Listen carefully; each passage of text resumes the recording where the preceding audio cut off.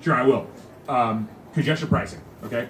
It's self-explanatory. I don't think so. I actually don't think it's self-explanatory. Who here knows what congestion pricing is? I'd be surprised if you did, because we don't have it in the United States. It's in London, okay? The reason why you don't know it is because it doesn't exist here yet, but it's coming. It's coming into downtown Los Angeles, and here's what it is. During certain times of the day, in order to even drive into downtown Los Angeles, you gotta pay a toll, a price. You're not gonna even, if you wanna drive into downtown LA, you gotta pay something. They launched this in London, and they launched it in Sweden, and they launched it in Singapore, and it's done amazing things to how people start to commute in and out of those cities. So that's the big topic of discussion at Metro Los Angeles right now. One of the benefits of what people are thinking it'll do is make people use alternative transportation even more. Because there's this discussion as to whether or not, because of Uber and Lyft and other alternatives, is our ridership dropping, or is it, is it other effects as to, micro-mobility? Are people using scooters more? Are people ride-sharing more? There's a lot of discussion on this point. I'm pro congestion pricing, because number one, I don't drive into downtown LA, so what do I care? And number two, I do think that it will get people. The only way you're going to get people to start thinking differently about commuting is to hit their wallet. Freeways were technically invented in California. They're called freeways. Free. The reason why it's called free is because nobody has to pay anything. So the only way anybody's going to ever shift is you start hitting them in their wallet and start commuting differently. What could those funds be used for? I mean, yeah, I can go on and on and on and forever about all the different ways you can slice and dice the revenue that comes from that. But there's a point to what I was talking about before, about municipal bonds and revenues, et cetera, and going back to the gas tax. Okay, going back to the gas tax. One of the problems with the gas tax is it was never pegged to inflation. It's been the same exact rate since the 1990s. And nobody wants to raise it because it's a political third rail. Here's why some people say the gas tax is going bankrupt. Because we have a lot more green commuters. Because we have a lot more electric cars. If you own an electric car, you're not paying a gas tax. You're not. But you're using the same roads as cars. So if fuel efficiency is rising, and you're paying less for fuel, what's happening to gas? It's actually, the fund is dropping, because not a lot of people are paying for that much for gas. So there's this weird friction between green commuters and regular old gas commuters. The gas commuters, the big gas guzzlers, guess what? They're paying more for the infrastructure, whereas electric cars are not. So how do we solve this problem? I don't know. Maybe vehicle miles traveled, VMT. VMT is a way you pay per mile. It's just a different way of doing it. Oregon launched a pilot last year. I mean, I know I'm talking to a lot of bus commuters here, but this stuff matters to you as well, because your buses are on the same roads that cars are using, and this stuff is important. I mean, what are other ways that you can use revenues for, to repay back municipal bonds? It's a securitization of a revenue source. I mean, property taxes. We all pay property taxes. If you own a house, you pay property taxes. Although that's capped because of Proposition 13. So that's another problem that we have here. Everybody loves California because our property taxes are capped at 1%. From the time you buy it, you can only go up by 2% a year. But that hurts local government revenues. Other people think, marijuana is the answer. Great, cool, let's sell weed and take all that revenue and dump it in. It's not going to solve the problem. The only way we're going to solve our infrastructure problem, which our infrastructure's got holes in it. Roads are falling apart. We got bridges. We need to retool our sidewalks. We need to retool our transit. We need to build everything different to move away from that one thing I told you that we've already built for, the personal vehicle. The only way we're ever going to get away from just having a personal vehicle is to pay for it. The only way to actually pay for it is to understand it. So that's I feel like one of my goals in coming to these events is, talking to some other people that really care about what matters, which is transportation. Everything relies upon transportation. How are you going to go to your job and collect your paycheck if you can't get you to your job? How are you going to do anything? How are you going to build a business? How are you going to do anything if you can't get there? Everything relies upon transportation. And I know you guys care about that. That's why you guys are here. And I love that. I love talking to people, like-minded people. Here's the problem with talking to like-minded people. You're only talking to yourself. Okay, that's why I went on that podcast with an automotive guy, because he's got a big audience of car dealer people and auto lovers that are now listening to me telling them to think differently. And it's starting to happen slowly but surely. I feel people are starting to think differently. It's going to take a long time, but it's going to take all of you talking to not just here, but to all your friends that drive and say, hey, do you know how your road is built? Talk to your electric car owners. Hey, do you know you're not paying your fair share? See what they say. See how they react. But explain it to them. Explain to them that the primary source of funding our roads and transportation is through the gas tax. Another way that we here in California pay for our transportation is our sales tax. So every time you go and buy something, a quarter of that goes towards county transportation agencies, and they take that and they build out our transportation agencies. I mean, we're lucky here in California. We are progressive. We've done some things that hurt our wallets. We're taxing the hell out of ourselves. But you can see, I mean, as I drive around Los Angeles, I see a lot of buildings, housing being built by transit, and I love it. I love it. It excites the hell out of me. Transit-oriented development is the future. Because it's not just the future it's the future in a lot of ways. It's the future for younger people who don't want to own a car because cars are expensive. It's the future actually for older people, because after you have your kids and you're kind of alone, like, you kind of want to be around a vibrant city. I know a lot of people that sold their homes in the suburb and want to live in downtown LA. So I'm a big believer in building things around transit centers. Yeah, I mean, I know I just kind of regurgitated a whole bunch of stuff, so I'll turn it over to questions if anybody has any. So yeah, thank you, by the way. Thank you for staying here, and Name I appreciate of the podcast. Oh yeah, I'm sorry. God damn it! It's called the Wisco Weekly Podcast. Wisco Weekly. Yeah. How do you say it? Wisco, WISCO, Wisco Weekly Podcast. Thank you. Yeah. Okay, let's take some questions for the infrastructure expert, Jonathan. Transportation geek question. Only if you're following it, but I've been following the whole New York thing where they trying to fix New York and Bill de Blasio and Cynthia Nixon from Sex and the City and all that kind of stuff. Yep. And the guy from London who's never failed and now he's failing at this one. I just want to know if you know of it and if you comment on it. Yeah. Here's the reason why I can't comment on it. We represent that transit agency. I can't. Believe me, I literally just a couple weeks ago, I spoke about, I'm not going to say what the topic is, but there's a very hot, big transportation topic that's a hot potato right now in transportation, and that's all I'm going to say. And I opened my mouth and I got myself into a newspaper, even though I've been talking about it for like a year. I got my ass handed to me. So there's certain things I cannot say. Hi there. How's it going? I didn't say a damn thing. I said no comment. Okay, understood. Paul, You have a Yes. question, right? Oh no. Thank you. I wanted to just make sure we got the name. You always have a question. Oh, I have another one. Yeah, no. So I was going to ask you if what if it's not a 401k, but you're a public employee? Yes. So Would it maybe that give you an incentive to think about paying attention to your?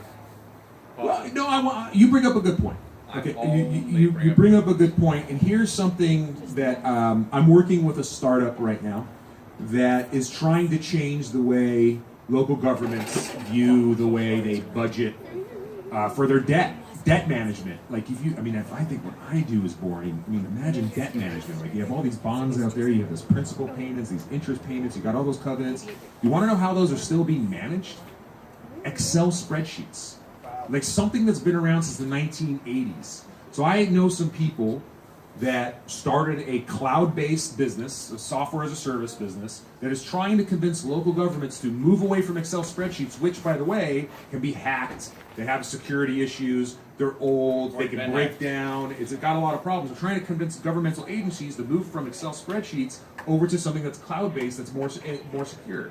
You'd think everybody would jump on top of this? No. One of the problems with the municipal bond agency and dealing with municipalities, well, we never done it that way before, and if it ain't broke, why fix it? No, if I don't know it, why should I expose myself? that's like Metro. Well, these are issues, but I think that I am, and I feel like the people that I get around are trying to help our agencies move along to the future. So next time you're talking to your local government agencies, ask them about debt management, and then mention a company called Acorn, which I'm involved with. So just kind of throw that in there. Have you ever heard of this company? Little orange rabbits? Yeah, it's spelled a little differently, but the point is, it's an old. I mean, local government's got a lot of issues, but they've got finite revenue sources. They got too many people doing too many jobs, and you got to give them a break. But they do need to move along to the future. That absolutely.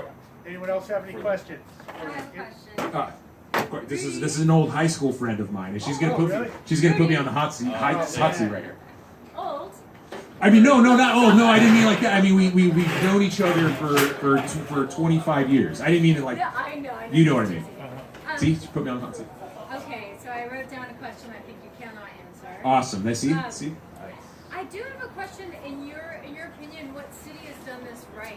So what can California look to and say this city has done it right? That's a great question. It is a great question. What right?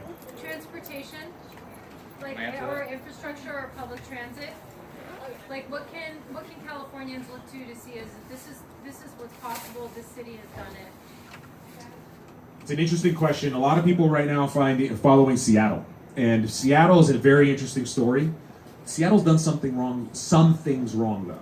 Yeah, they have done some things wrong. Seattle's got a lot of incentives. Seattle has a lot of Amazon, Microsoft, where they're actually incentivizing their workers, basically giving their workers transit passes. And what they have found is by the big private companies, getting the private companies involved, so it's not just local government, but encouraging these private companies to encourage commuting by giving bonuses, by paying for people. They actually have gotten people out of their cars and commuting. So I would say Seattle's a pretty good case. It's not perfect. Nothing is perfect. A lot of people are watching Seattle right now. I have one question. Sure. Before we bring up audience anecdotes, something that I've always liked and thought could be a good model for Los Angeles is kind of like the insurance companies, like health insurance, where you have the opt-in at the beginning of the year. Sure, yeah, And have yeah. everyone in the city who works in the city or lives in the city have an opportunity to opt in on a considerably reduced transit pass, the way some companies do, where you can pay, it's like 20% and you get the pass for the year, but you have up until like January 20th or so to commit to it. And by opting in, some people won't use the pass at all. Other people will use it the entire year. Yeah, so it almost becomes a commodity. Yeah, is there any way to do that? It's a really interesting point. I don't know. I do think that transportation could become a commodity in the future, especially with congestion pricing, whereby like, well, I'm not really driving in today, but I have this allocated, number of days or something. And the podcast, I wasn't on it, but my friend brought up that point to the head of the Colorado Department of Transportation, and they like the idea. So I do think transit/transportation/ access to places where a lot of people are going to could become a commodity, and that would be great. I mean, it's almost like greenhouse gas emissions in the way, you have a cap and all that. I'm hoping it'll go that route. Cool. Well, let's hear it for Rudy Salo. It's our first Ask the infrastructure expert, and the winner of informative segment at a storytelling show goes to Rudy Salo for Ask the Infrastructure Expert. All right, a winner. Oh, but actually, we're all the winners now, because this is the part of the show where I hand the microphone over to you guys. It's my favorite part of the show. It's the audience anecdotes. I know you have a story, Paul, and I know Jonathan has a story. I'm going to bring Jonathan up first, and I'll bring you up. Okay, and who else has stories? 3, 4, everybody gets up. Come on up, Jonathan, you're first. Everybody tells their story at Busted. All right, thank you guys so much. Thank you. First of all, I'd like to give a brief thought about what the bus means to me. At this stage of my life, I'm a working father of 2, and the only time I get to myself, and I mean the only time, is my bus ride to and from work at my various jobs. So to say that I like the bus or even love the bus is not enough. I need the bus to become a human again and to stop chasing the clock. Basically, I like to write on the bus. I got a couple books on Amazon that I've written mostly on my job, way to and from work. I also like to read on the bus and kind of think about the big problems. You know, why are we here? And I usually come to some sort of conclusion and deliver it at one of Scott's things. But this is a journey into open-mindedness, and so don't be shy. I want to ask you guys, how many people here consider yourself open-minded? Don't be shy. Yeah, open-minded. Demographically, most of you should be raising your hands on psychological profiles, and it's not a good thing or a bad thing. This is a left-leaning crowd, and it's green commuting. And so psychological profiles, it's not a good thing or a bad thing. It's one of the markers for left-leaning thinking is trait openness, which is open-mindedness. Conservatives tend to be a little bit more orderly, you know.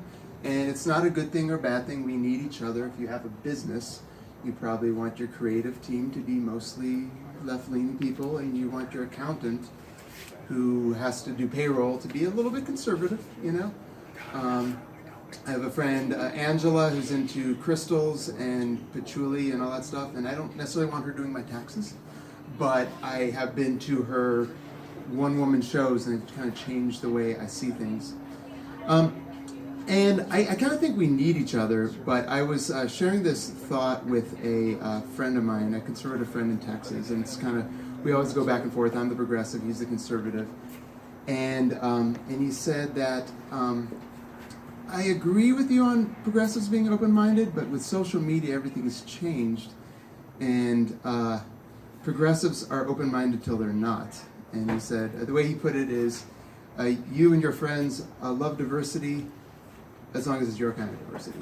So you get a centimeter out, it's the end of the world, right? And then the way he said it is, he said, like, he said, for example, I can yak on Donald Trump all day and probably say a lot of sexist things about Sarah Palin, and I'll get those little kind of happy, smiley, laughy Facebook things, you know?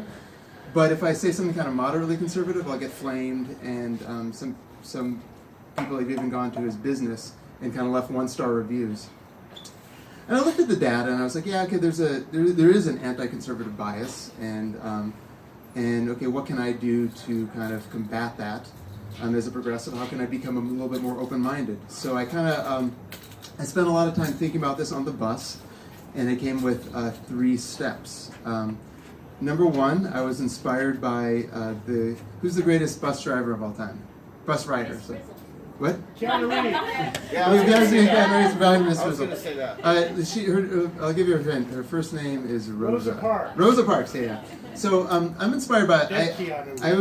I read a lot about her because she's an ordinary woman who became extraordinary, and I identify with the ordinary part. I love Barack Obama and stuff, but as soon as he starts talking, I'm like, I can't do that. But I like the, and so I'm inspired by her a lot. And I found one of her contemporaries found a way to be very open-minded. She had this thing called the Big Circle, and I'm reading this all on the bus. That's how it has to do with the bus. And this, her name is Polly Murray.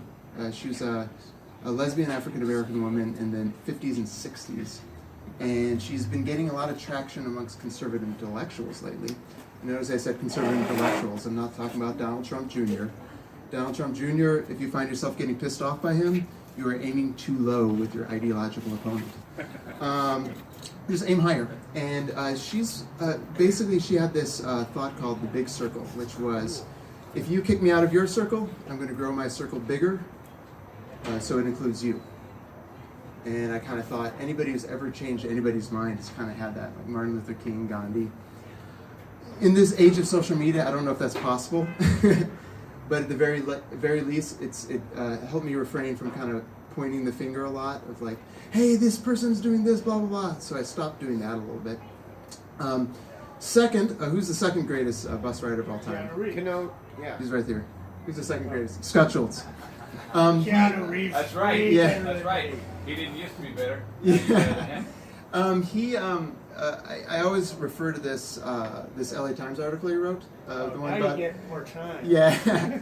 It was basically I was talking about how we need to change our laws change our jaywalking laws, and he wrote it in a very open-minded way, and that's why I like it. He didn't point the finger; he pointed the finger at a system, used a lot of data, and I always refer to it when I think of trying to. Sometimes you're right, you don't want to make a big circle, and I always kind of think about that. So I think that's kind of what I've learned from this community. And third, and I kind of started this after our new president got elected, and I was kind of thinking about what to do. I read this quote from Nate Silver. It was the pollster, and he said, "The truly open-minded person actively reads those with whom they disagree." And I realized I never did that. I read a lot of diverse authors, but I read my kind of diversity. And I read about 2 books a week. It's kind of one of the things I do a lot of times on the bus. And so I started throwing some conservative authors in there, conservative intellectuals. And got to the point where I kind of got sick of everything, of all politics. But I started reading those things, people I disagree with, and because of that I got into romance. I always thought romance was beneath me because I thought it was sexist and all about how important it is for a woman to have a boyfriend, and the boyfriend has to be a billionaire, a pirate, or a vampire. And a lot of books really, really follow that. But I started reading, and quality is quality. And I was really impressed. And so to recap, make your circle bigger, be like Scott Schultz, and write articles in non-accusatory ways, and read those with whom you disagree. And in closing, I kind of thought on the way over here, I talk a big game about reading those with whom I disagree, but could I read a book about somebody arguing against public transportation or arguing against the bus? If I could read it, because if I could read it, I would read it on the bus. Thank you. Thank you guys.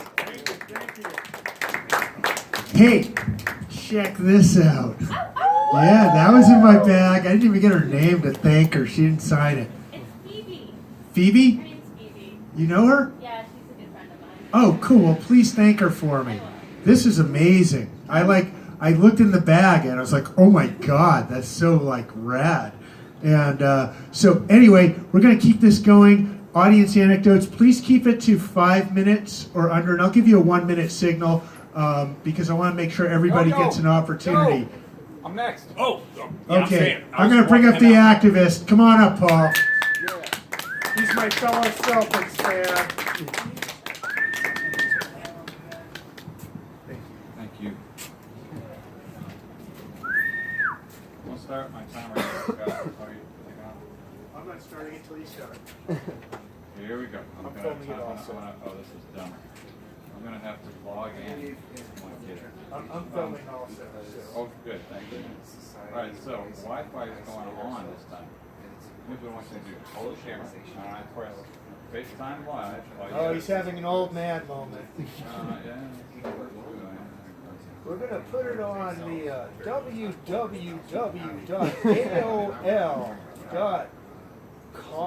That's when you press start. You ready, everybody? Starts with the www.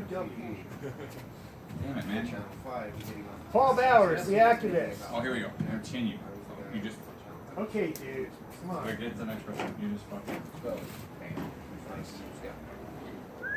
ready? Here we go. Good. You got Like tune your trap guitar beats up? with that? Come on. So, I'm turning around and I'm trying to face it forward. All right, Paul. Okay. Are you filming, man? Yes.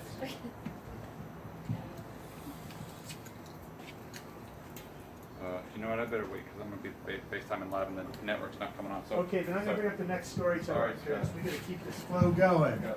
All right, that was Paul trying to figure out his phone. Come on up. What's your name again? Doug. Doug. All right, and then you're up next. And what's your name? Stephanie. Doug, then Stephanie. Hey, Keep it under 5. I finally got on the stage. Hey, cool. I see like a lot of cool acts, you know, comedians, musicians, and what have you, and it's everybody's amazing at whatever they do. You know, I've been in LA for most of my life, and what I miss most about the old buses, remember they were comfortable, right? Remember it was like a '50s car or something. You could sit down, you'd be like, oh man, it's like a '57 Chevy in here, you know. And now it's all plastic, and you know, oh well. But I didn't know it was the Oscars tonight. So I got my one story is that I used to commute from Culver City to East LA where I grew up, Boyle Heights, go figure, right? I got off the bus in Hollywood and Stan Chambers from Channel 5 was interviewing people because Michael Jackson had just done that thing where he's wearing the red shirt and he's saying how bad the police treated him, you know, and all that. Remember that? No. Well, that was my one spot on Channel 5. I didn't really expect anything, you know, and I didn't, you know, oh shit, I'm on Channel 5. But I'm the guy that said he was most sincere and I believed him, you know, because I did. I actually thought that, you know, I don't know, some people still think he did things to kids or whatever, but I think he didn't. I just think he was misunderstood. He was a unique individual, and I thought he was beautiful, and I still listen to his music, and I miss the hell out of him. I think the world would be a better place if Michael Jackson was still alive, you know? And, what else? Basically, I was telling the gentleman that gave us all the information earlier that just left, I'm sorry, I'm bad with names. Yeah, that busing is very important because socialization is important. When you're in your car, you're alone. Or you're with your spouse. That's all you can do. You can't really talk to anybody. You meet people on the bus, just like you meet people here. Think about that. You know, you're not lonely when you're on the bus. If you can get weird, maybe, and people are weird on the bus, sure. You get all kinds of different types of people in different situations, but you're not alone. You can talk to people, and that's the importance of public transportation. Socialization is good for mental health because we're all lonely and we don't want to admit it. But as long as we have buses and places like this that are awesome, you're not alone because you got people that you can talk to, relate to, and learn from. And that's the importance of public transportation. Yeah. Amen. Thank you very much. I meet cool people on the bus every day. I had a conversation today with my bus driver, taking the Pasadena bus. I was on my way to my weed shop. You know, Sunday I have to take care of that stuff before the week starts, before I came here. So I'm talking with the bus driver, and we're talking about the show, and I gave him a flyer for the 5th anniversary show and stuff, and then someone gets on board the bus, and he's going, yeah, I've been riding the bus my whole life. And then he's like looking at my magic marker flyer, you know, my kind of trademark flyer, and he's like, dude, I can make a much better one. He's making me flyers, and he's sending them to me, which is awesome. I love that. You wanted to tell a story also, right? Okay, so she's telling a story first, Stephanie, and then I'll bring you up. And then if Paul wants to do his thing, I'll let him come up. Otherwise, we'll call it a show. Because you guys have been here for 2 hours on Oscar night. And then we can run across the street to Rodeo and see the Best Picture award. I'd rather be here. Yeah, me too. And the winner goes to The Commuter. Come on up, Stephanie. That's right. Vera Farmiga, Best Actress. Here you go, Stephanie. Thank you very much. Wait, what's going on? Hi everyone. I've never told a story to an audience before, so this should be fun. So I live in Highland Park, and for a while I would call in sick to work and take the day off and go to Santa Monica to like chill on the beach and just like have a relaxing vacation day. But I don't drive. I never learned how to drive. It's not something that I can do, so I take the metro everywhere in LA. And if you're not familiar with the commute from Highland Park to Santa Monica is about 2 hours. So I spent a lot of time, I still do, if I'm on the bus for a long period of time, I'm knitting. So I would take my knitting, sit on the bus for 2 hours, go to the beach, hang out, knit on the beach, walk around, do some shopping, you know. And one day I was doing this, and on the way back I was sitting on the bus, and one group of rowdy teens come on, and it's a Friday, because like I said, I called into sick to work and was taking a vacation day. So I think they had just gotten out of school and they had all this energy. So there was like one group of rowdy teens like sitting right next to me, and then another group of rowdy teens comes on and they're on like the other side of the metro car. And they start yelling back and forth at each other, and I didn't really understand what was going on, but I was okay with it. I was just sitting on the metro knitting, as I do. And out of nowhere, something comes flying towards my face, and I was like, what is happening? And I look up, and a glue stick hits me in the face. It like hits my glasses and then it falls down, and I just have a glue stick now. And I was like, was I targeted because I was knitting and they're now throwing craft items at me? I don't know. But now I still have this glue stick to this day, even though this happened like over a year ago. And yeah, the kids, the rowdy teens who were next to me were like, do you want me to beat them up? I'm like, please, whatever you do, don't do that. I'm happy. I got a free glue stick, and nobody needs to be harmed. That's my story. Stephanie, that was a great first story. Yeah, teenagers, man, that's the worst. I take the 51 bus. I take the 51 bus. That's my Pasadena, like my micromile bus, takes me up the hill. And there's a certain one, and it only comes once an hour. So the one that comes at like just after 3 o'clock, that's the high school bus. And I know it. I've been living there for 18 months. I will avoid the high school bus at all costs. I'll walk like 2/3 of my ride because I know where the high school kids get off, and then I'll get on the bus there. And they're generally nice. They're just so full of freaking hormones and energy, and like they've been sitting in a classroom all day and they just want to fuck with each other, you know. And and sometimes they try to be nice, and it just doesn't connect. Like I know their intentions, but like when I get on a full bus, you know, filled with teenagers, and like one of them shouts out to someone in the front, "Hey, respect your elders. There's a man who, and you're making him stand, an old man." And it's like, hey, you know what? I'm actually an old hipster, you know? There's a difference. We're talking about you know? Yeah, come on. That's not fair. What's your name? Molly. Molly, come on up here. No, you're last now. You've delayed us. I gotta bring Molly. Come on up. No, it's Molly, then you. Anybody got an iPhone charger?